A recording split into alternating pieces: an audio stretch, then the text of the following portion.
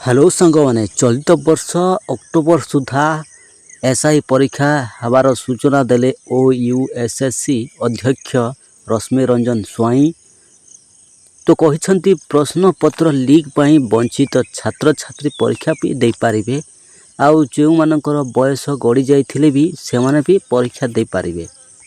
आवेदनकारी संख्या रे कौनसी परिवर्तन हेब नहीं।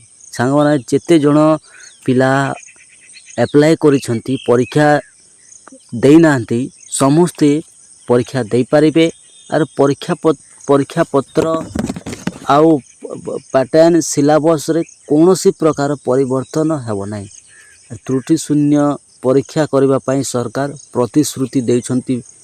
जेते भी एसआई रो आशाई मानक मुई एया कहिबी किंतु अक्टोबर सुधा आपन को परीक्षा होई जिवो एटा खोला कथा।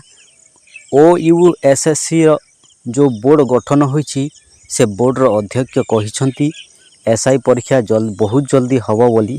किंतु जो भाई मानकर एज चली जाइथिला से भाबुथिले कि एग्जाम हबनी हमर एज हो जाइछि किंतु बहुत बड़ मौका मिला। एसआई पिला माने जो एग्जाम को लेकिन बहुत चिंतित थिले से माने एग्जाम केबे हबो किंतु अपेक्षार अंत घटी सांग माने।